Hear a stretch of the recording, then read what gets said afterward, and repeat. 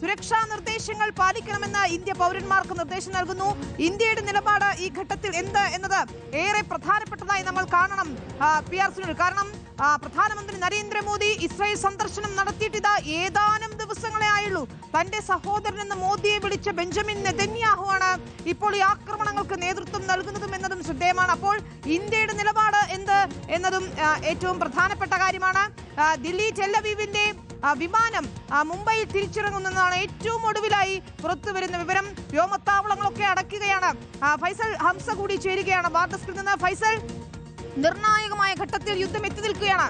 നോക്കൂ, വിയന്നയിൽ അന്താരാഷ്ട്ര ആണവോർജ ഏജൻസിയുടെ ആസ്ഥാനത്ത് തന്നെ ഈ ആണവ നിരായുധീകരണം സംബന്ധിച്ച് അടുത്ത ഘട്ട ചർച്ച നിശ്ചയിച്ചിരിക്കുകയാണ്. ഇപ്പോൾ വലിയ യുദ്ധത്തിലേക്ക് കാര്യങ്ങൾ നീങ്ങിയിരിക്കുന്നതെന്നാണ് ആശങ്ക പടർത്തുന്നത്. ഇപ്പോൾ ഇസ്രായേലിൽ ഇറാൻ തിരിച്ചടിക്കുന്നു എന്നുള്ള വിവരങ്ങൾ വരുന്നു. അവിടെ ഹൂതികളുടെയും ഹിസ്ബുള്ളയുടെയും ഒക്കെ പിന്തുണ കൂടി ഇറാൻ വരികയാണ്. പക്ഷെ അപ്പോഴും മറുഭാഗത്ത് ഇസ്രായേൽ അമേരിക്ക സംയുക്താക്രമണമാണ് എന്നതാണ്. എത്രത്തോളം നാശനഷ്ടങ്ങൾ എന്നത് പോലും പുറത്തു പറയാൻ കഴിയാത്ത രീതിയിലേക്കാണ് യുദ്ധത്തിന്റെ വ്യാപ്തി എന്ന് നമ്മൾ മനസ്സിലാക്കുന്നു, അല്ലേ?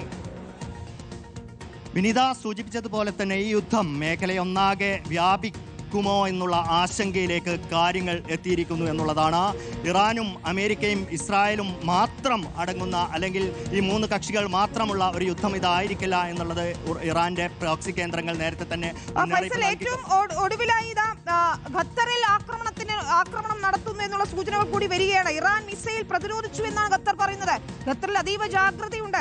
നമുക്കറിയാവുന്നതുപോലെ ഇതിൽ ഒമാന്റെ മധ്യസ്ഥതയിലായിരുന്നു ചർച്ചകൾ വന്നത്. ഈ മൂന്നാമത്തെ ചർച്ചകളിലും വലിയ പുരോഗതിയുണ്ടെന്ന പ്രതീക്ഷകൾ പങ്കുവെച്ചതാണ് ഗൾഫ് രാജ്യങ്ങളൊക്കെ തന്നെയും ഒമാനും ഒക്കെ തന്നെയും. പക്ഷേ അങ്ങനെ എല്ലാ കാര്യങ്ങൾ എന്ന് പറയുന്നു. ഇപ്പോൾ ഖത്തറിൽ ഇറാന്റെ മിസൈൽ പ്രതിരോധിച്ചു എന്നുള്ള വാർത്തകൾ വരികയാണ്. ബഹ്റൈനിൽ ഉൾപ്പെടെ ജാഗ്രതാ നിർദ്ദേശം നൽകുന്നു. ജോർദാനിലാണ് US-ന്റെ ഏറ്റവും പ്രധാനപ്പെട്ട വ്യോമത്താവളമുള്ളത്. അവിടെയും അതീവ ജാഗ്രതയാണെന്ന് വരുന്നു. അപ്പോൾ ഗൾഫ് മേഖലയിലേക്ക് കൂടി ഈ യുദ്ധഭീതി അത് വരുന്നു എന്നതാണ് അല്ലേ ഈ മണിക്കൂറിലെ ഏറ്റവും പ്രധാനപ്പെട്ട ആശങ്ക? വിനീത, അങ്ങനെ ഒരു ആശങ്ക നിലനിൽക്കുന്നുണ്ട്. പക്ഷേ ഇതിൽ ഏറ്റവും സുപ്രധാനമായിട്ടുള്ളത് ഖത്തറിന്റെ ഭാഗത്ത് നിന്ന് ഇപ്പോൾ വന്നിട്ടുള്ള ഒരു പ്രതികരണമാണ്. അതായത് ഇറാന്റെ മിസൈലിനെ പ്രതിരോധിച്ചു, തകർത്തു എന്നുള്ളതാണ്. ബാട്രിയറ്റ് മിസൈൽ പ്രതിരോധ സംവിധാനം വെച്ച് ഇറാൻ മിസൈൽ പ്രതിരോധിച്ചു, തകർത്തു എന്ന് പറയുന്നുണ്ട്. പക്ഷേ അത് ഖത്തറിനെ ലക്ഷ്യമിട്ട് വന്ന ഒരു മിസൈലാണോ എന്നുള്ള കാര്യത്തിൽ ഇതുവരെ സ്ഥിരീകരണമില്ല. കാരണം ഈ അറബ് രാജ്യങ്ങളുടെ കൂടെ, അല്ലെങ്കിൽ അമേരിക്കയുടെ മേഖലയിലെ സഖ്യരാജ്യങ്ങളുടെ കൂടി പിന്തുണയോടുകൂടിയാണ് ഇറാന്റെ മിസൈൽ സംവിധാനങ്ങളെ നേരത്തെ തന്നെ പ്രതിരോധിച്ചു കൊണ്ടിരുന്നത്. ആ തരത്തിലുള്ള ഒരു പ്രതിരോധമാണോ അതല്ല ഖത്തറിനെ നേരെ ലക്ഷ്യമിട്ട് ആണോ എന്നുള്ള കാര്യം സംശയിക്കേണ്ടിയിരിക്കുന്നു. പക്ഷേ ഏറ്റവും സുപ്രധാനമായ ഒരു വിവരം ഇപ്പോൾ ബഹ്റൈനിൽ സ്ഫോടനം നടന്നിരിക്കുന്നു എന്നുള്ളതാണ്.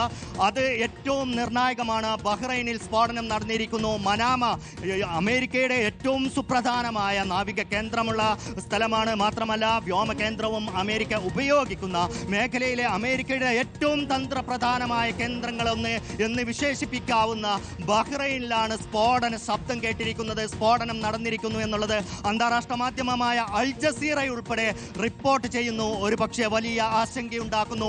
നേരത്തെ തന്നെ ഇറാൻ മുന്നറിയിപ്പ് നൽകിയിരുന്ന കാര്യമാണ്. ഏതെങ്കിലും തരത്തിൽ ഇറാന്റെ പരമാധികാരത്തെ തൊട്ടൊരു കളിയുണ്ടായാൽ, അതിന് നേരെ ഒരു ആക്രമണം ഉണ്ടായാൽ ആദ്യം ഞങ്ങൾ ആക്രമിക്കാൻ പോകുന്നത് മേഖലയിലെ അമേരിക്കയുടെ താവളങ്ങളെ ആയിരിക്കും, മാത്രമല്ല ഇസ്രായേലിനെ ആയിരിക്കും. ആദ്യഘട്ടത്തിൽ ഞങ്ങൾ ആക്രമിക്കുക ഇസ്രായേലിനെ ആയിരിക്കും. അതിന് പിന്നാലെ അമേരിക്കയിലെ മേഖലയിലെ താവളങ്ങൾക്ക് നേരെ ആക്രമണം ഉണ്ടാകും എന്ന് നേരത്തെ തന്നെ ഇറാൻ മുന്നറിയിപ്പ് നൽകിയിരുന്നു. നേരത്തെ ഇസ്രായേൽ, അമേരിക്ക, ഇറാൻ യുദ്ധമുണ്ടാകുന്ന സമയത്ത് അൽ-ഉദൈദ് ബേസിന് നേരെയായിരുന്നു, ഖത്തറിലെ ഒരുപക്ഷെ ഏറ്റവും വലിയ മേഖലയിലെ വ്യോമ ബേസ് എന്നറിയപ്പെടുന്ന അൽ-ഉദൈദിന് നേരെയായിരുന്നു ഇറാൻ ആക്രമണം നടത്തിയിരുന്നത്. പക്ഷേ ആ ആക്രമണത്തിനൊരു സ്വഭാവം ഉണ്ടായിരുന്നു. നേരത്തെ തന്നെ ഖത്തറിന് മുന്നറിയിപ്പ് നൽകിക്കൊണ്ട് വളരെ ഏറ്റവും ചുരുങ്ങിയ രീതിയിലുള്ള, ഏറ്റവും കുറഞ്ഞ സ്ഫോടക ശേഷിയുള്ള മിസൈൽ ഉപയോഗിച്ചായിരുന്നു അന്ന് ആക്രമണം നടത്തിയത്. പക്ഷേ ഇന്ന് അതല്ല സ്ഥിതി. ഒരു തരത്തിലുള്ള മുന്നറിയിപ്പും ഇറാൻ ഇതുവരെ ഏതെങ്കിലും ഒരു രാജ്യത്തിന് നൽകിയതായി ഒരു സൂചനയും ഇതുവരെ പുറത്തു വന്നിട്ടില്ല. അതായത് സമ്പൂർണ്ണ തിരിച്ചടിക്ക്, ആക്രമണത്തിന് തിരിച്ചടി എന്നുള്ള ലെവലിൽ തന്നെ ഇറാൻ ഈ ഒരു ആക്രമണത്തെ കാണുന്നു. മേഖലയിലുള്ള എല്ലാ അമേരിക്കൻ ബേസുകളും ഇതോടുകൂടി തന്നെ വലിയ സമ്മർദ്ദത്തിലാണ്, വലിയ പ്രതിസന്ധിയിലാണ്, ആക്രമണ മുനയിലാണ് എന്ന് നമ്മൾ പറയേണ്ടി വരും. കാരണം ബഹ്റൈൻ എന്ന് പറയുന്നത് ഇറാനുമായി വളരെ അടുത്ത ബന്ധം സ്ഥാപിക്കുന്ന ഒരു രാജ്യം കൂടിയാണ്.